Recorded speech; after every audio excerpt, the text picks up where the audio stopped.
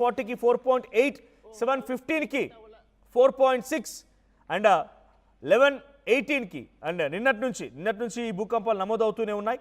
So వరుసగా జరుగుతున్న ఈ ఇన్సిడెంట్స్తో కొంత భయాందోళనకు గురవుతున్నారు అక్కడ పబ్లిక్ కూడా.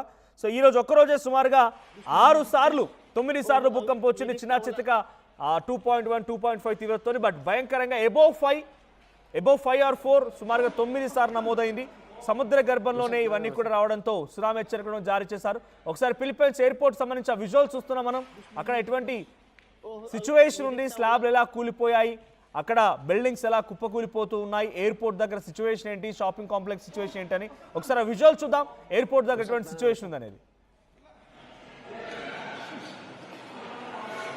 May medic, boss. Oh, medic ta wala.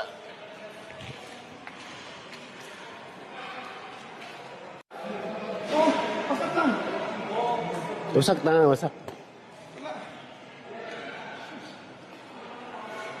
May medic, boss. Oh, medic ta wala.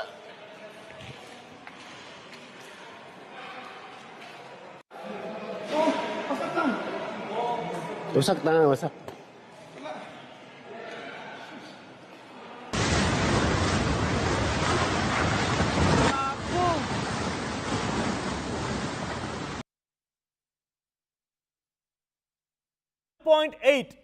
ఆ తీవ్రతకు సంబంధించిన విజువల్ మనం చూడొచ్చు. సో దాని ప్రభావం ఎక్కడ ఉంది? ఇండోనేషియా, ఫిలిప్పైన్స్ అండ్ మలేషియా ఈ ప్రాంతాల్లో కూడా ఉంది. So 70 kilometres from Polomolok, South Cotabato and Philippines 5:07 AM 7.8 తీవ్రతతో నమోదైనటువంటి ఆ భూకంప తీవ్రత ఎక్కడ నమోదని చూస్తున్నాం. సో సముద్రంలో బ్లూ కలర్ కనిపించేదంతా కూడా సముద్రం, ఆ గ్రీన్ కలర్ కనిపించేది భూభాగం అంటే నేల. సో ఆ నీటి మధ్యలోనే ఈ భూకంపం నమోదైంది. మిండనావ్ అనేటువంటి ఆ ఐలాండ్కి సమీపంగా సౌత్ వెస్ట్లో ఈ భూకంపం నమోదైంది. ఎగ్జాక్ట్లీ గ్రీన్ Santos, General Santos and Sarangani Bay ఆ ప్రాంతాల దగ్గర నమోదైంది. 10 కిలోమీటర్ దగ్గర భూకంప కేంద్రాన్ని గుర్తించారు అధికారులు. సో దీని తీవ్రతతో సునామీ హెచ్చరిక కూడా జారీ చేశారు ఫిలిప్పైన్స్లో. ఇప్పుడు చిన్న టెక్టానిక్ ప్లేట్స్, అసలు భూకంపాలు ఎందుకు వస్తూ ఉంటాయి? టెక్టానికల్ ప్లేట్స్ అంటే చిన్న భూమి పొరల మధ్యలో జరిగేటువంటి ఆ రాపిడి కారణంగా, ఆ అడ్జస్ట్మెంట్స్ కారణంగా భూకంపాలు వస్తూ ఉంటాయి. ఫిలిప్పైన్స్లో జరిగింది అదే. దాని కారణంగానే ఇంతటి భయంకరమైనటువంటి ఒక భూకంపం సంభవించిందన్నట్టుగా అధికారులు చెప్తున్నారు. దీని తాలూకా పర్యవసనాలు చాలా భయంకరంగా ఉన్నాయి. ఆ భయంకరమైనటువంటి దృశ్యాలను మనం చూస్తూ ఉన్నాం. బిల్డింగ్ కుప్పకూలిపోవడాలు, అక్కడ ఉన్నటువంటి కొన్ని నివాసాలన్నీ కుప్పకూలిపోవడాలు చూస్తూ ఉన్నాం. సో తెల్లవారుజామున 5 గంటల 7 నిమిషాలకు నమోదైనటువంటి ఈ భూకంపం as per Indian timing. So 5 గంటల 7 నిమిషాల సమయానికి అది కుప్పకూలిపోయినాయి ఆ బిల్డింగ్స్ అన్నీ కూడా. అప్పుడు భూకంపం నమోదైంది. సో ప్రతినిధి కృష్ణమోహన్ జాయిన్ అవుతున్నారు. కృష్ణమోహన్, ఫిలిప్పైన్స్లో నమోదైనటువంటి ఈ భూకంపం తాలూకా పర్యవసనాలు చాలా తీవ్రంగా ఉన్నాయి. బిల్డింగ్స్ అన్ని కుప్పకూలిపోతున్నాయి, షాపింగ్ కాంప్లెక్స్లు, ఎయిర్పోర్ట్ అన్ని ధ్వంసమైపోయాయి. ఇప్పటివరకు డెత్ కౌంట్స్ లేవు, కానీ కొన్ని వేలలో డెత్ కౌంట్స్ ఉండే అవకాశం ఉంది. గాయపడ్డ వారి సంఖ్య కూడా చాలా భారీగా పెరిగే అవకాశం ఉంది. సో ఎటువంటి సిచ్యువేషన్ ఉంది? దీని తాలూకా సునామీ హెచ్చరికను జారీ చేశారు. ప్రజెంట్ అప్డేట్స్ ఏంటి? మనోజ్, ఈ తెల్లవారుజామున ఉదయం 5 గంటల నుంచి 7 నిమిషాలకి అంటే 5 గంటల 7 నిమిషాలకి ఏదైతే ఫిలిప్పీన్స్ లో ఒక్కసారిగా భారీ భూకంపం నమోదైంది. రిక్టర్ స్కేల్ మీద దాదాపుగా 7.8 తీవ్రత నమోదైంది. అంటే చాలా పెద్ద స్థాయిలో ఈ ఫిలిప్పీన్స్ లో ఈ భూకంపం నమోదైంది. జనరల్ శాంటోస్ ప్రాంతంలో చాలా పెద్ద స్థాయిలో భారీ బిల్డింగ్స్ మొత్తం కూడా కూలిపోయిన పరిస్థితి. ఎక్కడికక్కడ నేలమట్టం అవడంతో అసలు జనాలు రోడ్ల మీదకి పరిగెత్తారు. ఇళ్లలో నుంచి వదిలి, తర్వాత రోడ్ల మీద ఉన్న వాహనాలు ఎక్కడికక్కడ కూలిపోయి రోడ్లన్నీ కూడా చీలి, అక్కడ కూడా వాహనాలన్నీ కూడా వాటిలో ఇరుక్కుపోయిన పరిస్థితి. అంటే ఇవన్నీ కూడా తెల్లవారుజామున 5 గంటల నుంచి అంటే 5 గంటల 7 నిమిషాలకి జరగడంతో దాదాపుగా ఇది ఒక 4-5 నిమిషాలు పాటు దీని ఎఫెక్ట్ కనపడింది అనేది చెప్తున్నారు. చాలా వరకు కూడా ఇళ్లలో ఉన్న వాళ్ళందరూ ఒకసారి ఏం జరుగుతుందో అర్థం కాక బయటికి పరుగులు తీసిన పరిస్థితి ఉంది.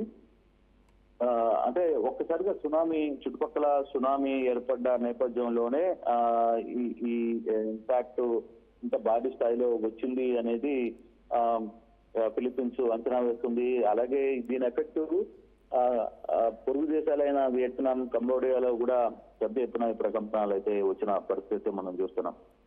అంటే అసలుకి ఈ ఈ ఈ వ్యవహారం సంబంధించిన ఆ సమయంలో అంటే ముందుగా కొంత సూచనలు కావచ్చు, లేకపోతే కొంత హెచ్చరికలు ఆ దేశాలు ముందు ప్రకటిస్తుంటాయి. కానీ ఇక్కడ అటువంటి సిచ్యువేషన్ కూడా కనపడలేదు. ఒక్కసారిగా 7.8 తీవ్రతతో ఈ భూకంపం వచ్చిన నేపథ్యంలో అసలు ఏం జరుగుతుందో అర్థం కాలేదు. ఒకవైపు బిల్డింగ్స్ అన్ని కూడా ఏకన్నాడల్లా కూలిపోతున్న నేపథ్యం కనబడింది.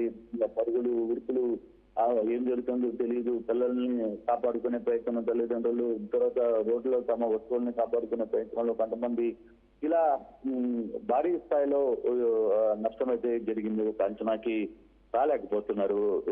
మరి కాసేపట్లో కానీ అసలు ఎంతమంది దీంట్లో గాయపడ్డారు, ఎంతమంది శిథిలాల కింద ఉన్నారు, రక్షణ చర్యలు ఏ విధంగా తీసుకునే ప్రయత్నం చేస్తున్నప్పటికీ కూడా పెద్ద స్థాయిలో ఈ ప్రాంతం అంతా కూడా భారీ బిల్డింగ్లు కూలిపోవడంతో అసలుకి ప్రాణ నష్టం ఎంత మేరకు జరిగింది, ఏ స్థాయిలో జరిగింది అనే దాని మీద కూడా ఒక అంచనాకి ఇప్పుడే రాలేని పరిస్థితి అయితే కనపడుతోంది.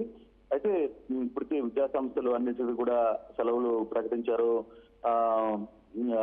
ఫిలిప్స్ అధ్యక్షుడు ఫెర్నాండ్ దీనికి సంబంధించిన ఆహారంలో ఎప్పటికప్పుడు అధికారులకు ఆదేశాలు ఇస్తున్నప్పటికీ కూడా భారీ స్థాయిలో వారి భూకంపం వచ్చిన నేపథ్యంలో అసలు నెక్స్ట్ లెవెల్ ఏ విధంగా దీన్ని చూడాలి అనే దాని మీద కూడా అంటే సహాయ చర్యల్లో కావచ్చు, లేకపోతే ప్రాణ నష్టం నుంచి ఉన్న వాళ్ళని ఎలా కాపాడాలి, అన్ని వ్యవహారాలు చూస్తున్నప్పటికి కూడా ఎంత స్థాయిలో ఎంత మోతాదులో వ్యవహారం జరిగింది, దీనివల్ల ఎంత ఎఫెక్ట్ అవుతుంది అనే దాని మీద కొంత తర్జన అయితే జరుగుతోంది. దీని ఇంపాక్ట్ మాత్రం పక్కనున్న వియత్నాం, కంబోడియా దేశాలకు కూడా ఈ భూకంపాలు వ్యాపించాయి అనేది ఆ దేశాలు చూస్తున్న పరిస్థితి. మనోజ్, అయితే ఇంత భారీ స్థాయి ఇది ఇంత తాగుతుందా లేదు సునామీ ఎఫెక్ట్ వల్ల రాబోయే అంటే పక్కన ఇది ఇంతటితోనే ఆగిందా, లేకపోతే మరోసారి ఇంపాక్ట్ ఏమన్నా వచ్చే అవకాశం ఉందా అనేది కూడా కొంత అంచనా వేస్తుంది ఫిలిప్పీన్స్ ప్రభుత్వం. Manoj. Thank you Krishnamohan. So Philippines లో 7.8 తీవ్రతతో భారీ భూకంపం సంభవించడంతో అక్కడ ఉన్నటువంటి బిల్డింగ్స్, ఎయిర్పోర్ట్స్, షాపింగ్ కాంప్లెక్స్ అన్ని కూడా కుప్పకూలిపోతున్నాయి. జనరల్ శాంటోస్ అనేటువంటి ఆ ప్రాంతంలో సుమారుగా భయంకరమైనటువంటి ఆ ఇన్ఫ్రాస్ట్రక్చర్ మొత్తం కూడా కుప్పకూలిపోవడం మనం చూస్తున్నాం. ఆ స్ట్రక్చర్స్ అన్ని కూడా నేలమట్టమవుతున్నాయి. భారీ బిల్డింగ్లు అన్ని కూడా ఇప్పుడు నేల కొరిగిపోతున్నాయి. ఇప్పటి వరకు అయితే డెత్ కౌంట్స్ అయితే లేవు, ఇంకా అఫీషియల్ అనౌన్స్మెంట్ లేదు, కానీ వేలల్లో మరణాలు ఉండే అవకాశం ఉంది. భయంకరమైనటువంటి సిచ్యువేషన్ అయితే ఫిలిప్పీన్స్లో కనబడుతోంది. మిడానావ్ అనేటువంటి ఆ ఐలాండ్కి సమీపంగా సౌత్ వెస్ట్లో ఉన్నటువంటి ఓ జనరల్ శాంటోస్ ప్రాంతంలో ఈ సిచ్యువేషన్లో కొన్ని సముద్ర గర్భంలోనే భూకంపం సంభవించడంతో ఈ తీవ్రత అటు ఇండోనేషియా పైన, కంబోడియా పైన కూడా ఉన్నట్టుగా అర్థమవుతోంది.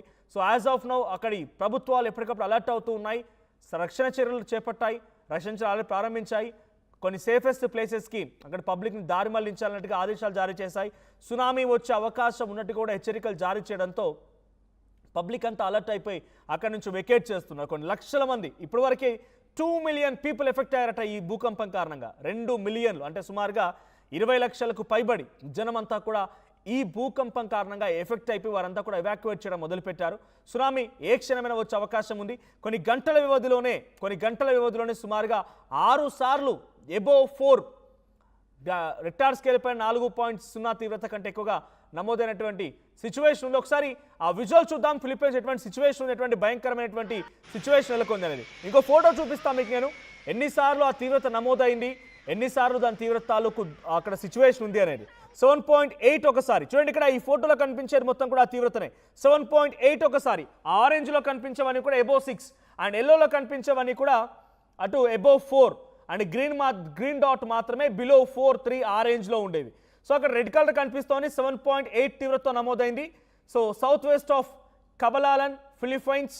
సో అది 10 కిలోమీటర్స్ దగ్గర భూకంప కేంద్రాన్ని గుర్తించారు, 10 కిలోమీటర్ దగ్గర భూకంప కేంద్రాన్ని గుర్తించారు.